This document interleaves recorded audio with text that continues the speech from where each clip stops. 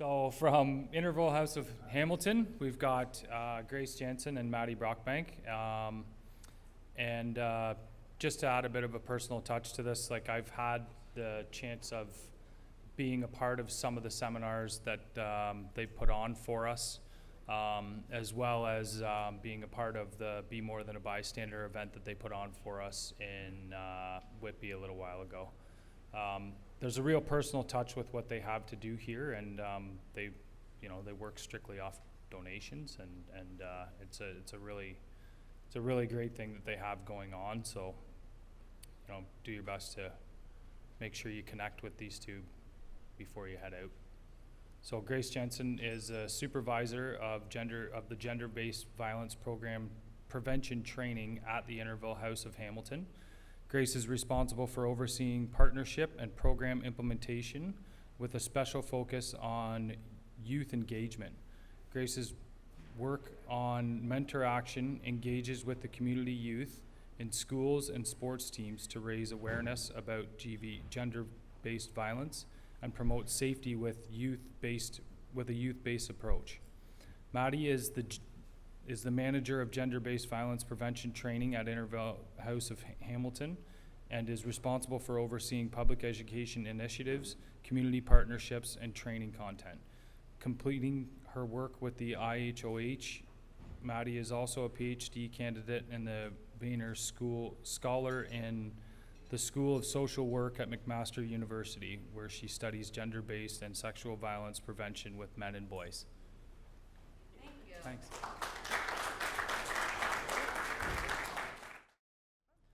All right, thank you so much, everyone. It's lovely to see, like I said, familiar faces again. I'm sure a lot of you are so happy that I'm here. I can tell. Thank you, Bob. My name's Maddie. I'm the manager of gender-based violence prevention training at Interval House of Hamilton. Been working on this project for over a year now. Liza Ritchie, who usually is my sidekick or partner in crime, couldn't be here today. She's back in the Sioux dealing with a family emergency, but she sends her regrets. She really, really wanted to be here, and I know 100% she would have done the arm wrestling thing, so I know she's really upset that she's not here. I know. I'm Grace. I'm the newest member of the Mentor Action team. I've met some of you very briefly, as one of our CUSW trainings was my almost first day on the job. So it's really nice to be back. I'm excited. Great. Yeah, so we will flow through content today. So this is a shortened, abridged version of what we usually do. A lot of folks in this room are familiar with this training. This might be a nice refresher. There might be some new information. And then for new faces, we hope you enjoy this content. We're from Be More Than a Bystander. So we're just going to start off with a quick content warning. So we will be talking a little bit about gender-based and sexual violence, domestic violence, workplace violence and harassment. I always like to say that you don't have to have direct experience of these issues to still be impacted by it. So if, of course, at any point you're not feeling great, feel free to step out. I'm a registered social worker, so I am able to debrief or connect with anybody who needs to chat. If you are stepping out to get some air, to not listen to me talk, to go to the bathroom, whatever it may be, just give me a thumbs up so I don't chase you out and make you talk about your feelings, because nobody wants that to happen. So you can chuckle at that. Thank you. I like the chuckling after lunch. We'll also be talking, the latter half of the training is really about talking about skills for if we see this stuff happen on the job, if we see this stuff happen in our everyday lives, how do we safely intervene? There are cards on the table that cover a lot of the content, so we tried to put cards enough for everybody at the table, so feel free to take those with you. I also like to do this little self-care activity as well, where the conference theme is about kindness, and kindness involves being kind to yourself as well. A lot of the content that we're talking about today has been really tough, has been challenging. So how are you making time to decompress, to debrief, to take some space? So whether that be going and hitting up Clifton Hill tonight, maybe that's your self-care. Maybe it's any of these things listed on the chart, but something that you can practice to practice kindness with yourself. And we also emphasize accessing resources if you need them. These are Hamilton-based resources. Some of them are national or provincial.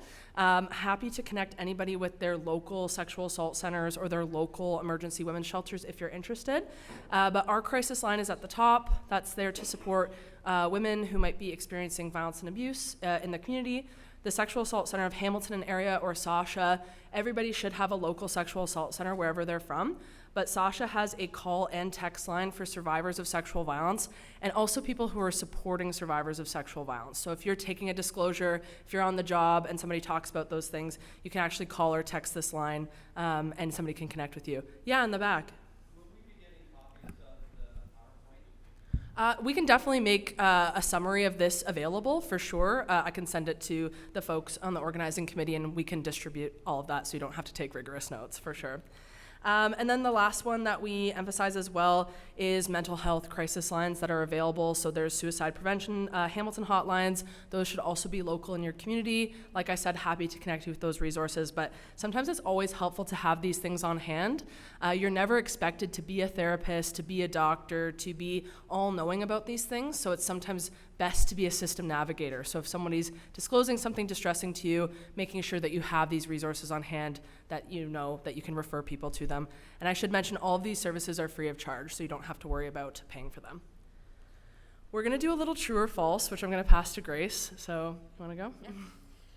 So true and false activity is what we like to do with all of our audiences, just so you guys can get familiar with what we're going to be talking about, so you guys can start thinking about these topics, and it's just a nice intro that we find. So how we're going to be running this is I'm going to be giving you guys a statement, and if you believe it's true, then you'll be raising your hand. If you think it's false, just keep your hand down. So just a little bit of participation here. All right, so the first one I have here is kindness shows weakness. Do you guys believe that is true, or do you believe that is false? Love it. I knew it. Awesome. So this is something that we hear a lot, and we can see it a lot, because people believe that if you are kind, it shows that you're being submissive or you aren't to be taken seriously. Kindness is something that is respected, and it's something that is very important in a leadership role.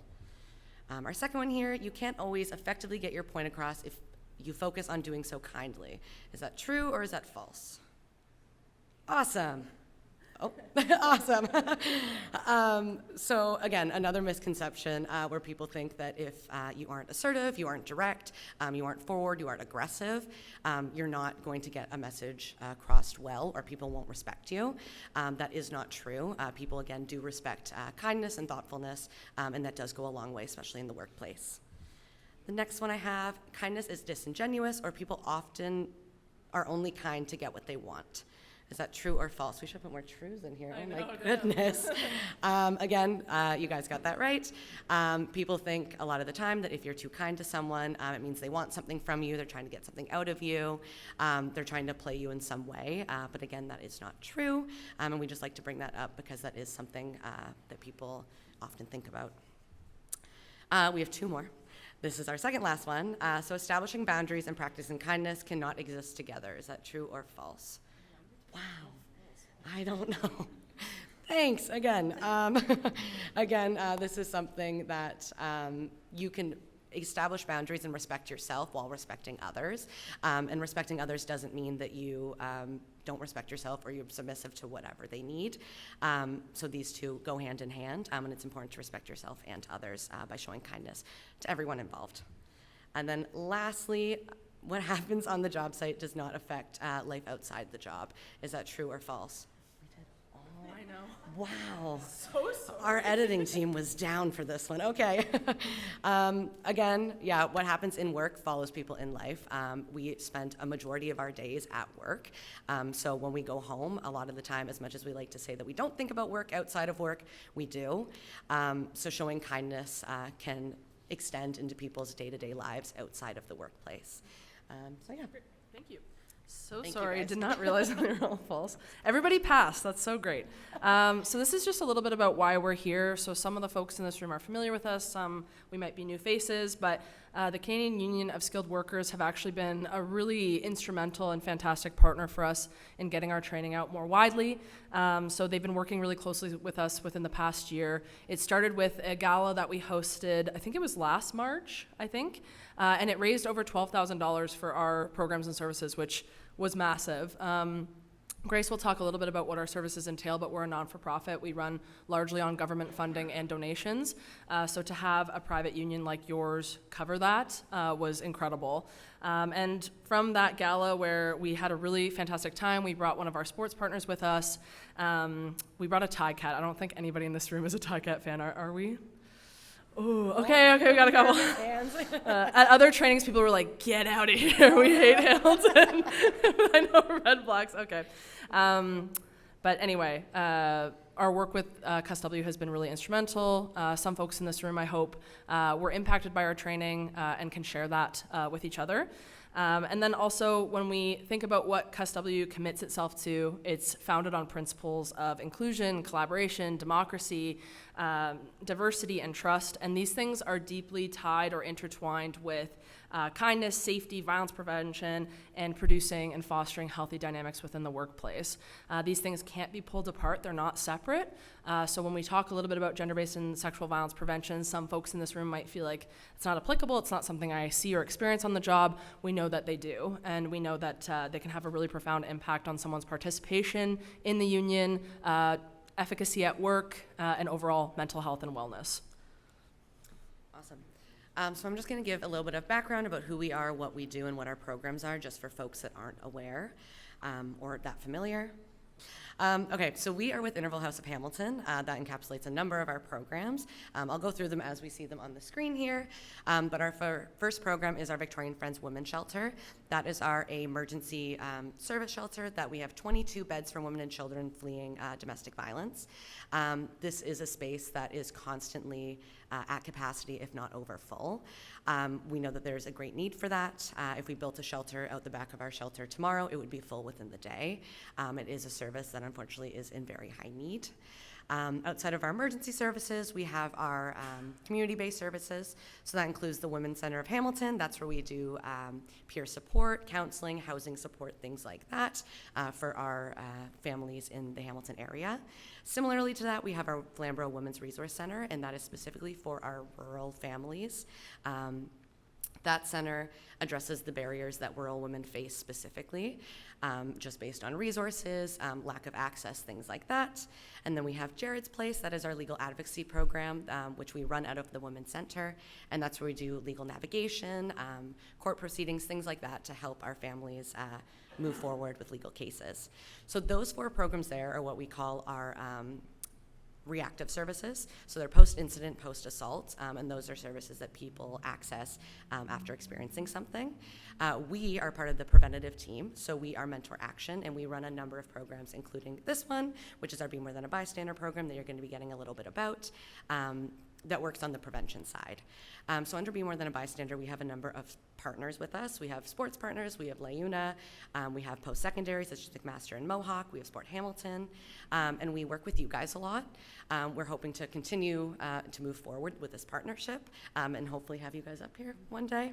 But these are the people that we pull on for our supports, for our partnerships. We have, again, our Tie Cats come out, we have our Kilty Bees come out, and they do trainings with us out in the community. We know that when we have a sports partner come up here, depending on our audience, it's received much better than us talking, so that's why we really value those partnerships. Yeah, so we'll be giving a little bit of background. Some of these statistics might be things that we've heard before, some of it might be new information.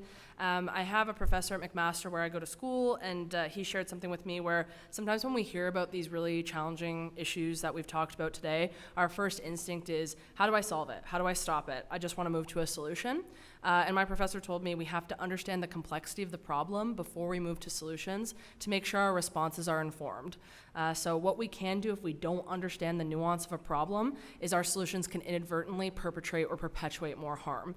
When we understand it, we understand what it looks like on the ground, we understand how people are impacted by it, we're more likely to put forth responses and solutions that will actually have a positive difference and make a sustainable change. So we just pulled some statistics about what workplace violence and harassment actually looks like. So 7 in 10 workers have experienced some form of harassment or violence at work, with 1 in 2 experiencing this within the last year. This was a study done by the Canadian Labour Congress in partnership with the University of Toronto and the University of Western Ontario, and it surveyed, I think it was upwards of 5,000 workers across various sectors in Canada. Additionally, marginalized folks experience higher rates of harassment and violence. So this includes women, trans people, non-binary people, Indigenous workers, workers with a disability, people who are racialized.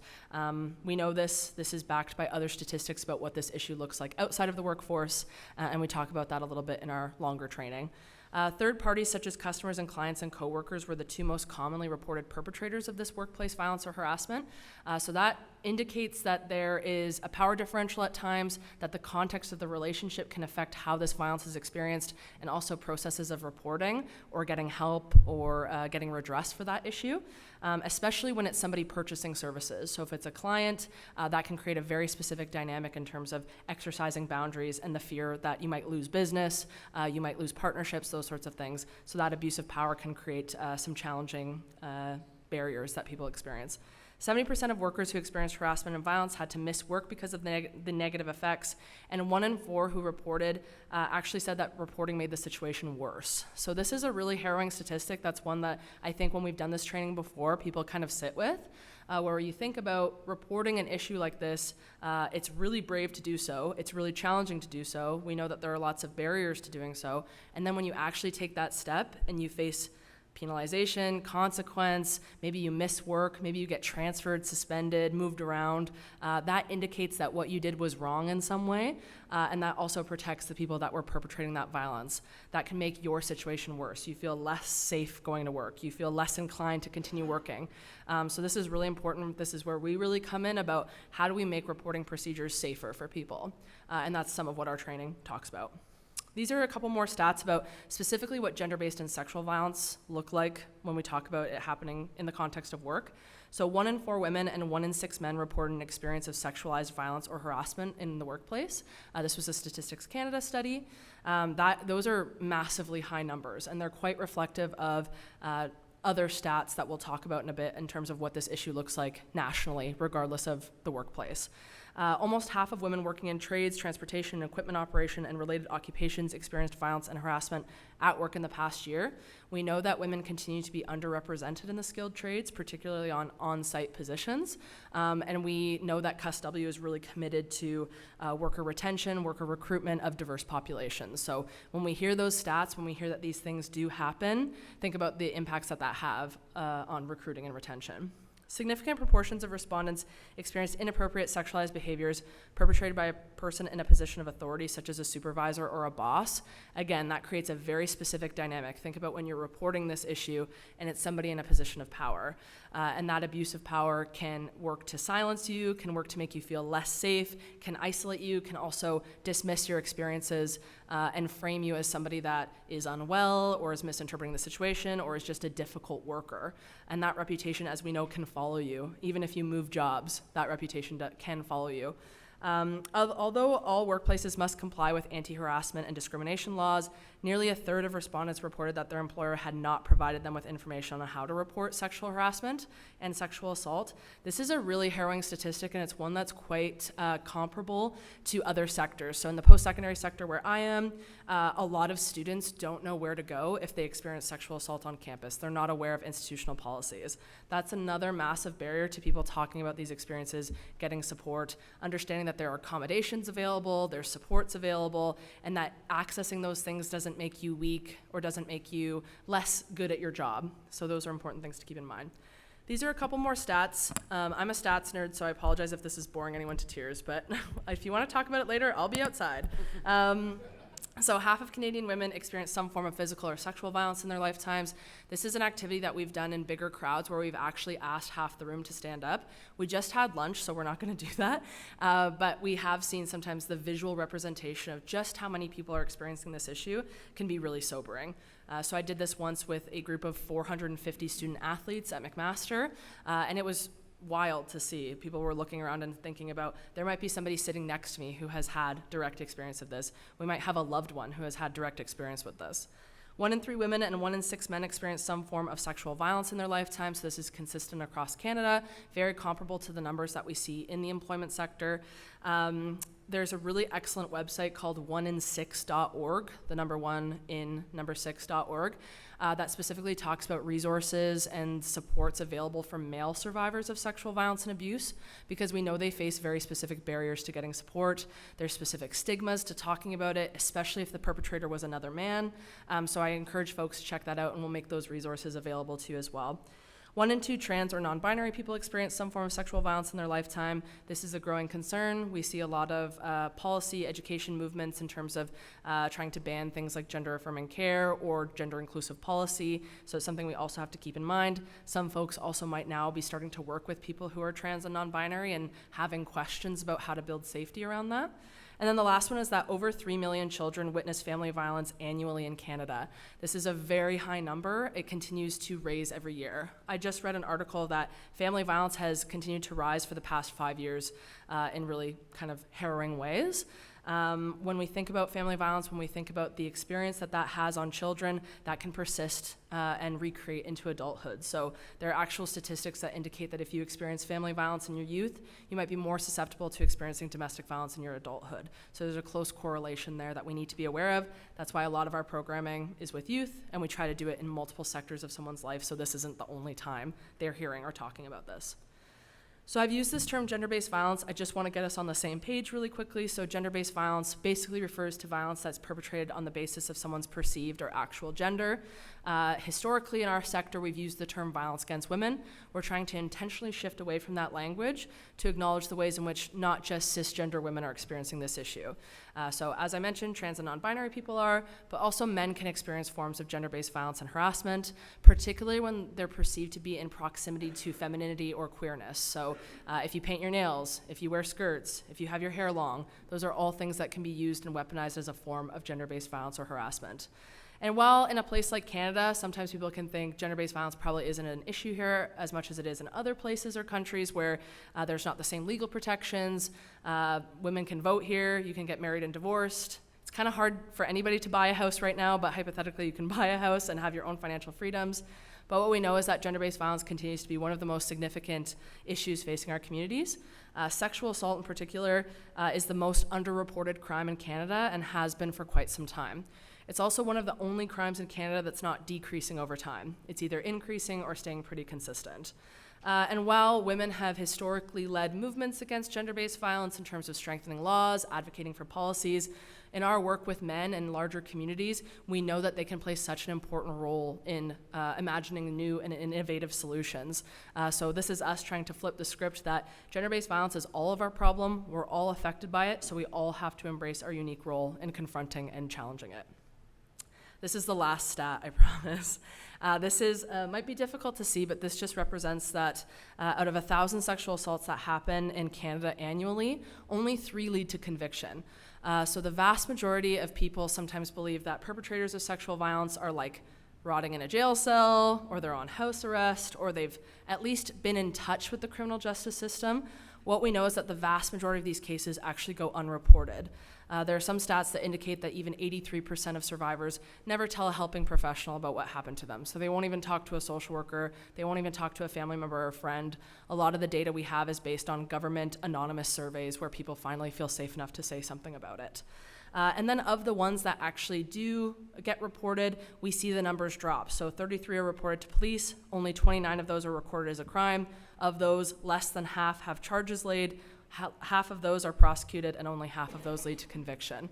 So when people see these numbers, when they're aware of these realities of how challenging it is to report, you might fear dismissal, you might fear scrutiny, you might fear that you could get in trouble, especially if you were under the influence at the time, especially if your story isn't totally consistent or straight, or it's your word against someone else's. Those are major deterrents to people having these conversations, and we see that extend into the workplace.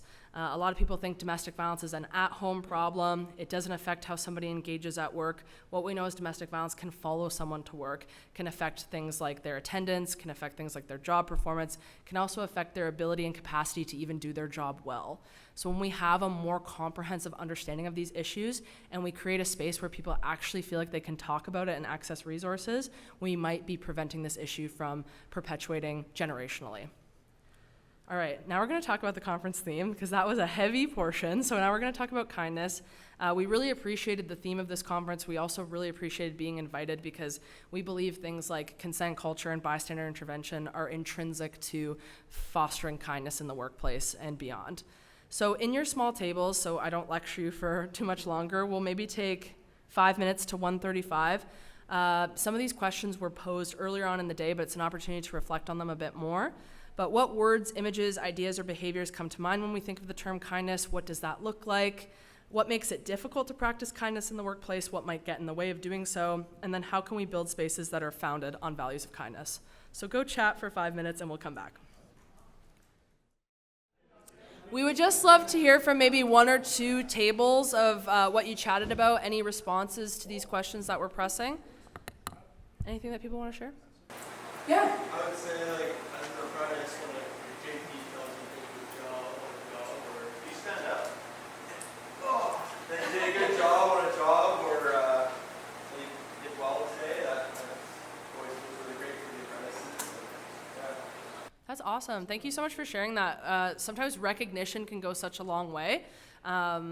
Sometimes our work is thankless. Sometimes our work is busy, and we don't take that time to check in with each other and say, hey, I really appreciated that, or you did that really well. That can make a huge difference in someone's day. So if somebody after this presentation comes up to me and says, that was really great, I'll feel better. So that's a sign to everybody to come up and tell me that I was great.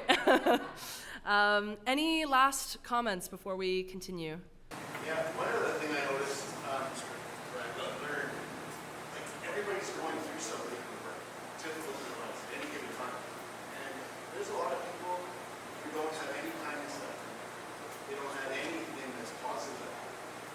They go to work, because eventually they work with us. When they go to work, that is the most positive atmosphere they're going to get the whole 24 hours of that day. So any small act of kindness really show your fellow worker. It might make the difference in that person's day. Or you on a Friday, you're going to give that guy 2 days of good feelings. So it's little stuff like that. Everybody's going through something. Yeah, thank you so much for sharing that. That's so true, especially when we think about the statistics that we just shared about the numbers pertaining to family violence, pertaining to domestic violence, sexual violence, and also mental health concerns, which we touched on a bit earlier today. A lot of people might be going through these things, might feel like they can't talk openly about it. Maybe they're not in the space yet where they want to talk openly about it. So doing little things in the workplace to make somebody feel appreciated, feel seen, feel supported, that can make a huge difference. That could, as you said, be the only time that they're receiving that support. So yeah, thank you so much for contributing. That's awesome. I also wanted to pull from Dr. Nell Wyman, who basically draws on Indigenous teachings also to talk about something called lateral kindness. It was something that was alluded to in the presentation before ours about psychologically safe workplaces, but lateral kindness is an approach based on First Nations teachings and beliefs about respect, fairness, and the importance of social harmony and healthy relationships. And it is a direct counteract to lateral violence. So that's violence that's happening within the workplace, people who are in similar positions to you, where you might be frustrated about larger things, perhaps authority, perhaps policy, perhaps working conditions, but you take it out on each other. That's something that we see quite a bit. My dad works at the Ford Motor Company. That happens all the time. But what lateral kindness really emphasizes is what happens to one of us affects all of us. We're always in community, we're always in relationship. That's something that was spoken about this morning. And when we take that seriously, when we see that something that affects an individual will still have a rippling effect on the workplace, on the culture, on the group of us together, then we're not leaving each other behind. That's what real kindness and empathy is about, is not letting those things go unaddressed, not letting it build upon itself to escalate into the more egregious forms of violence that we discussed. This is also some research that's about how kindness has demonstrable and tangible positive impacts on the workplace. So it's not just something that brightens somebody's day individually, it also has systemic and structural positive impacts. So helping others results in increases to your own happiness, your own self-satisfaction, and your own outlook on your work life, your personal life, your relationships. We know that we can feel really good about ourselves when we take that extra step to help somebody, and we know that it changes their day or it changes their outlook on things. It also creates better dynamics between coworkers at various levels, so between supervisors, between representatives, between coworkers. Also increased worker efficiency, including fair and equitable break times, hours of work, collaboration, team building, and boundary setting. Grace is going to touch on that a little bit when we talk about how consent also plays a part in this. Consent culture. I know some people hear the word consent and immediately go, ugh, but we know that when we normalize that conversation, we're creating a space where we're setting and respecting each other's boundaries, and that can have a really positive impact on people wanting to come to work, feeling good about the work that they're doing, feeling good about the people that they're working with. And then it also has a positive impact on recruitment and retention of diverse and inclusive teams that are representative of the communities that we work in. So we want to see teams that look like the people in our communities. And we know that having kind policies, having policies that are empathic, that are inclusive, have a really positive impact on who comes into the workplace, who feels safe enough to stay. And then the last piece is sustainable wellness of workers and policies that support it, which focus on holistic approaches to health. So are you implementing policies that were spoken about this morning, like right to disconnect? It sounds like a very kind of innocuous thing, but are you able to disconnect from work? Are you able to go home, have that boundary set that people aren't calling you about work-related stuff when you're not on the job? That can make a huge difference. We work in a sector where we're often on call related to emergencies, and sometimes exerting those boundaries is essential to your own health and wellness and whether you continue in that position. Awesome. So when we talk about consent, we like to talk about consent culture, and consent culture is using it in everyday life. It's not just for specific situations or activities. Consent can be practiced through our day-to-day, especially in the workplace. Drawing back on our the last presentation that was done, when we talk about psychological safety, consent is a big piece of that, where if you feel safe coming to work, if you feel like your feelings, like how comfortable you feel doing an activity is valued. Like Maddie said, you're gonna have more people coming to the workplace, you're gonna have people staying longer, and things like that. Consent in this specific, like for your guys' jobs, what that can look like for you guys is asking workers, employees, coworkers, do you feel safe doing this activity, this job? Do you feel like you're trained properly? Do you feel like you're physically able to do it? Do you feel like you're emotionally able to do it? And making sure that someone feels like they're able to do a job before they do it, so that something wrong doesn't happen, so that someone doesn't feel like they're not protected or safe in their workplace, and they feel like their boundaries and their safety is put as a priority. Yeah, we typically put this question out. I won't ask it today, but we typically put this question out because we do know that 2 out of 3 adult Canadians do not know how to define consent. They do not feel comfortable defining it or what it is. Again, in the workplaces and everyday life with consent culture, it's important to understand what it is, know how to actively use it, know how to respect others' boundaries, their safety, and how they feel in the workplace with consent. So we have cards on your table. I won't go through all of them and what everything means, but we have reminders on your table about what consent is, how to practice it, and all the things encapsulated in that. We have them as quick little reminders that you can take with you, put them in your pocket, and on the backside it just specifically speaks to the fact that consent can be used every day, and it doesn't always have to be as direct as being like asking, are you consenting to this, right? It's checking in, it's asking how someone feels, things like that. Our next and final part of our presentation is our bystander intervention. This is when we give you a little bit of background on what being a bystander is, and the skill set to intervene when you see something wrong. So being more than a bystander, a big piece, we pull on leadership. We call it the lone descender. It's someone that has to go out and take action first. And so all of you guys being leaders, having leadership roles in your position, you guys are very specifically placed where you guys are able to draw on that more, and people around you will follow suit as you guys are leaders. So when we talk about what a bystander is as it pertains to the issues that we've been talking about, which is gender-based and sexual violence, workplace violence and harassment, a bystander basically means somebody who sees or knows somebody who's using violence or experiencing violence. And it doesn't have to be just the most egregious forms or the most severe forms, so like physical or sexual violence. It's quite rare that we might see that in our everyday lives, but we do see iterations of it, foundations of it, sometimes every day. So that can be inappropriate and cruel jokes, that can be sexist, racist, homophobic, transphobic, racist comments, those sorts of things. It could be objectification, could be cyberbullying, could be catcalling. Folks who did the training are familiar with this, I hope, but the bystander effect is the phenomenon in which the greater number of people present in an emergency situation, the less likely you are to intervene and provide help. So if I was having an emergency right now, like a medical emergency, statistically, none of you would help me, as opposed to if it was just Grace and I alone in this room. And there are 2 main factors that contribute to the bystander effect. We raise awareness about these factors because as soon as you recognize them, if you find yourself going, not my problem, I might be misinterpreting it, somebody else is going to deal with it, that is a signal for you to overcome that internal barrier to being that lone dissenter. So number one is the diffusion of responsibility. So you believe more people present, somebody else has the time, interest, energy, capacity, skill set to intervene. So you think someone else is going to call 911, someone else is going to get a supervisor, someone else is going to tell them to stop. The other one is the social pressure to behave correctly. This one is quite significant in schools and workplaces where if you see a bunch of people not intervening, not reacting, you might fear scrutiny, embarrassment, dismissal, invalidation, or you might fear that the violence might turn on you if you say something. So there are a lot of really cool social experiments that have proven how significant the bystander effect is. One of them that you can look up on YouTube is if you take an elevator, it's very common to face the doors when you're in an elevator. They did an experiment where they told people to go in and start facing the opposite way, and other people just started facing the opposite way. They were so weirded out. They were like, I'm just going to conform. And it's quite powerful. It's something that might happen. So try it in the elevator later when you're going back up to your room, see what happens. And then the third cause of the bystander effect that we just also want to signal to people is it's unfortunate, but statistics also indicate that you're less likely to help somebody of a different identity than you. So statistics indicate that you're less likely to help somebody who's a different race, different ability, different class, different gender, different sexual orientation. And again, being aware of those things is the first step to overcoming them. This is a continuum that we talk about in our training.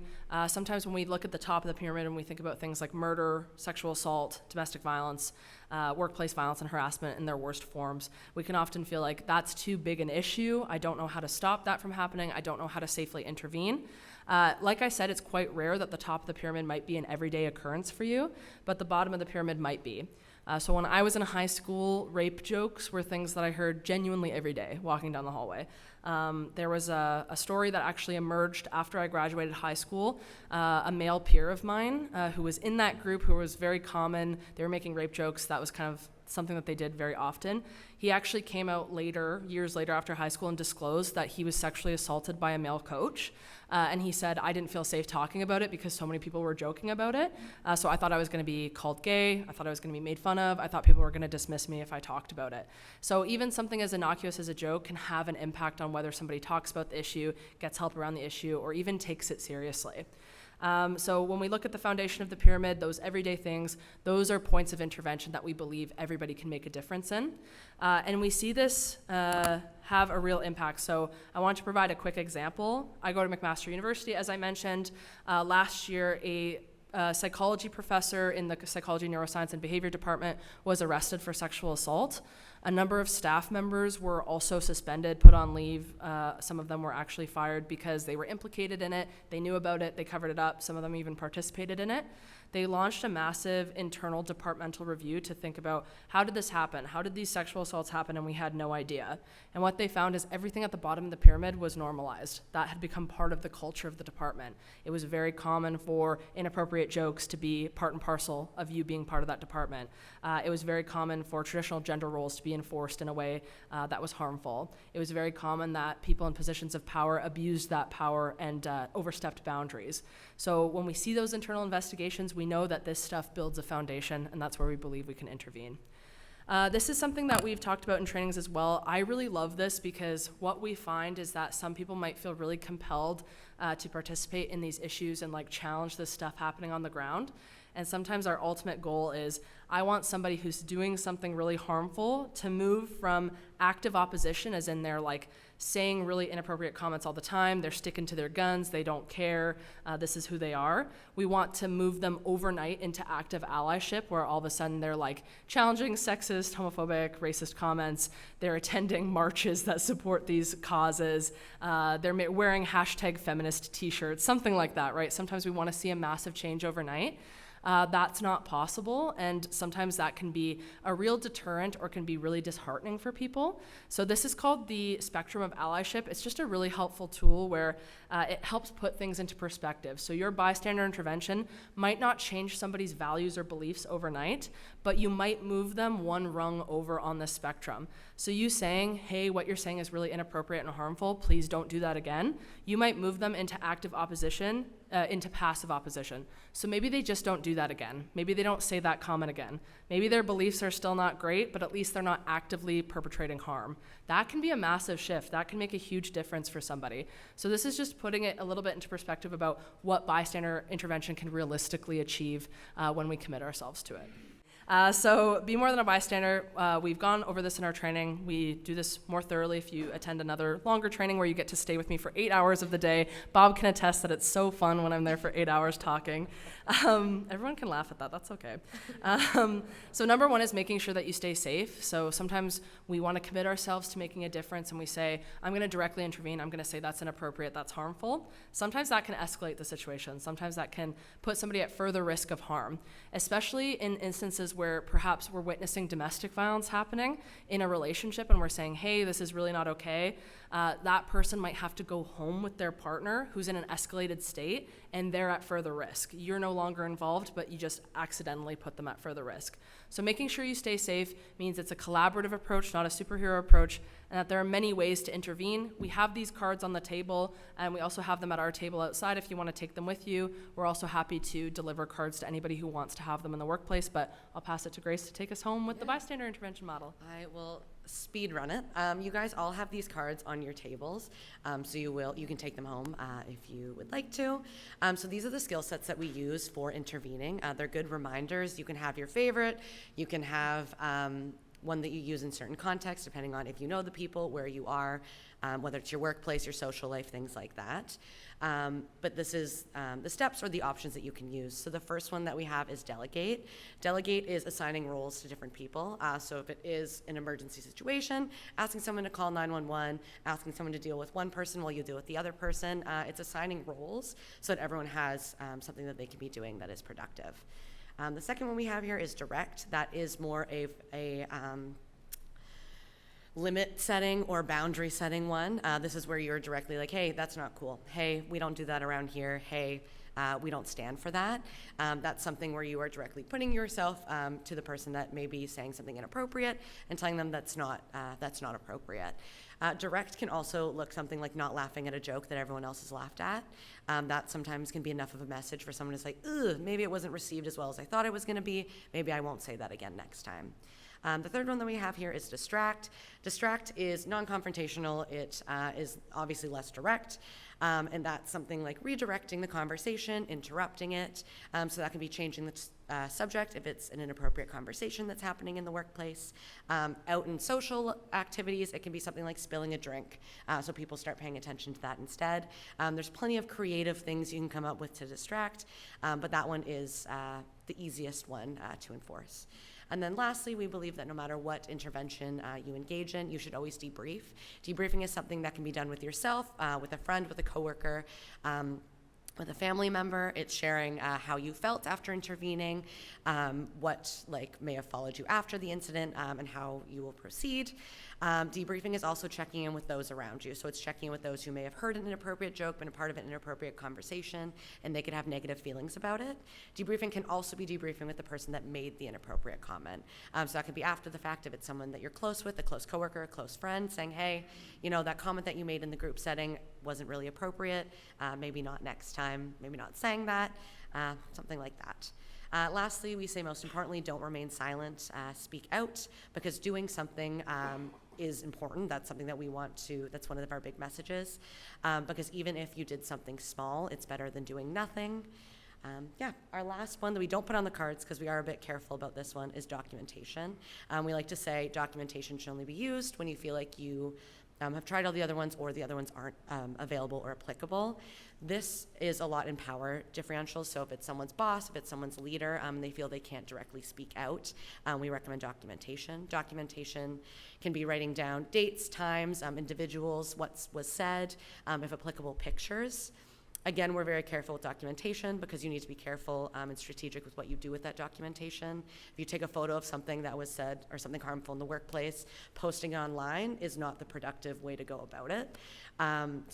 We always want to extend that we need to be careful with documentation, but it can be an important and useful tool. Yeah, so just as we wrap up, this is the bystander intervention model that we just described. As you'll notice, steps 1 through 4 are largely internal processes. So it's noticing that something's happening, interpreting it as an emergency, which means it doesn't just have to be life or death. It can be just a situation that requires attention, requires some kind of intervention because it could make a difference. Taking responsibility to provide help. So if you notice something, being the person that's like, I am going to be the one to do something. Like I said, statistically, if you are that lone dissenter, more people are likely to support you and join in. So sometimes you have to be the one to take that step. Deciding how to provide help. I would love to know if anybody has ever taken out the bystander intervention card and used it. So if you have, please let me know, because I think that would be really funny. And then the last piece is taking action to provide help. What we'll leave you with is some folks in this room have done the full day training with us. We really appreciate that. We hope people had a good experience of that. CUSW is a partner of ours where we commit to continue doing these trainings. So please sign up for one if you're interested. We'll be here to chat for a little bit longer if anybody has questions. And then the last piece is we work closely with Cody and John to imagine workplace initiatives to further these conversations. One that's currently in the works is actually creating stickers that people can put on their hard helmets or in their lockers, just to generate conversation and show commitment to these issues. February is Be More Than a Bystander Month in the city of Hamilton, so we have a number of events going on. There will also be some galas coming up with CUSW, which I love, super fun, so please come out to those if you're interested. Just want to say a massive thank you to you all for having us, thank you for hosting us, and enjoy the rest of the conference. Thank you. Thank you.